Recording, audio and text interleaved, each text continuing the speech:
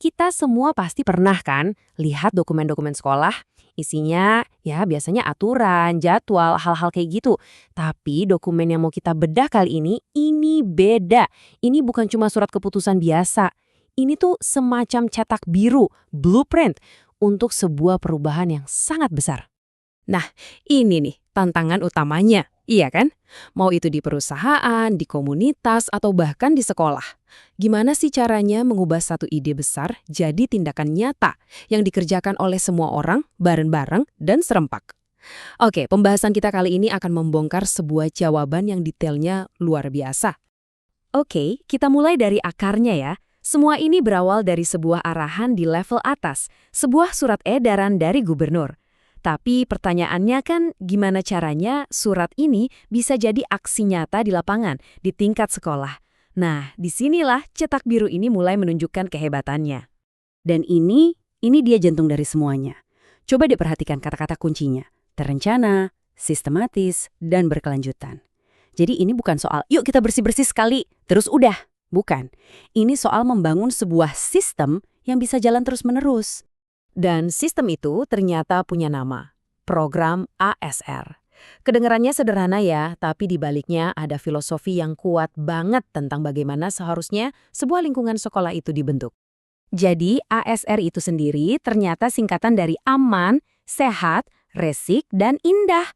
4 kata sederhana ini menjadi pilar yang menopang seluruh programnya. Kerennya lagi, tiap pilar punya fokus dan timnya sendiri-sendiri, jadi nggak ada aspek yang bakal terlewatkan. Ini adalah kerangka kerja yang brilian justru karena kesederhanaannya.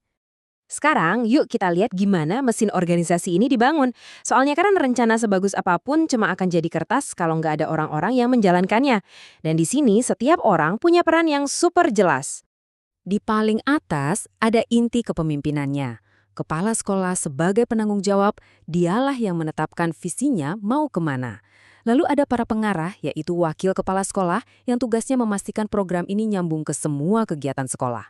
Dan yang gak kalah penting, ada seorang ketua yang jadi manajer lapangan, yang setiap hari memastikan semua roda berputar sesuai rencana.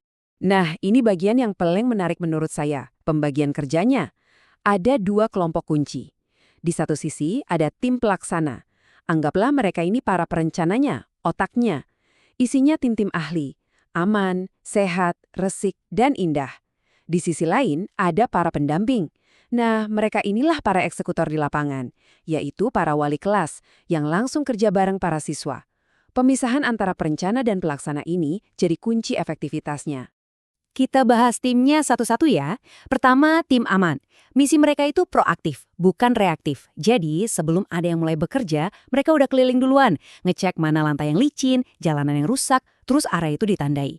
Keselamatan itu nomor 1, titik. Lanjut, ada tim sehat. Tugas mereka ini lebih dari sekedar bersih-bersih. Mereka itu seperti penjaga kesehatan lingkungan. Mereka memeriksa toilet, memastikan nggak ada genangan air yang bisa jadi sarang nyamuk, dan menjaga standar higienis fasilitas umum lainnya. Tentu saja ada tim resik atau tim kebersihan. Tapi tunggu dulu, mereka ini bukan sekedar tukang bersih-bersih. Mereka itu pusat logistiknya. Mereka yang bagi-bagi zona kerja, ngasih arahan teknis, dan yang paling penting, mengontrol kualitas hasilnya. Jadi, semua orang bekerja dengan standar yang sama. Dan yang terakhir, tim indah. Ini menunjukkan kalau program ini benar-benar memikirkan dampak psikologis dari sebuah lingkungan. Tugas mereka adalah menata ulang taman, merapikan sudut-sudut sekolah, dan mengatur pot tanaman. Tujuannya agar sekolah tidak hanya bersih, tapi juga enak dipandang dan nyaman. Oke, kita udah lihat strukturnya seperti apa. Sekarang pertanyaannya, gimana mesin ini benar-benar bergerak? Mari kita intip bagaimana rencana ini dihidupkan dalam jadwal mingguan. Siklus kerjanya itu sederhana tapi efektif banget. Dimulai dengan persiapan, di mana tim melakukan survei dan membuat rencana. Lalu pelaksanaan, yang sudah dijadwalkan setiap Kamis dan Jumat pagi. Dan yang paling penting, diakhiri dengan evaluasi. Ini bukan siklus sekali jalan, tapi sebuah proses perbaikan yang berkelanjutan. Nah, inilah yang membuat sistem ini begitu kuat. Di dokumen aslinya, semuanya dirinci. Bayangkan, untuk setiap jabatan ada uraian tugas yang sangat spesifik. Jadi nggak ada ruang untuk kebingungan atau tumpang tindih pekerjaan, karena semuanya sudah dipetakan dengan sangat jelas.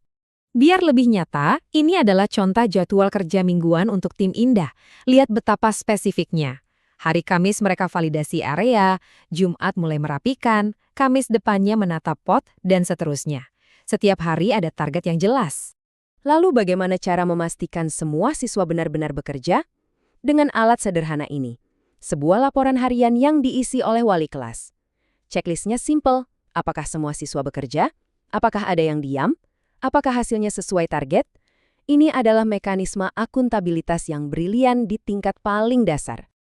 Oke, setelah melihat semua detail ini, kita bisa melihat gambaran yang lebih besar. Program ini pada intinya bukan hanya tentang menyapu halaman sekolah. Poin krusialnya ada di sini. Cetak biru ini sebenarnya adalah sebuah pelajaran tentang manajemen proyek dan kepemimpinan.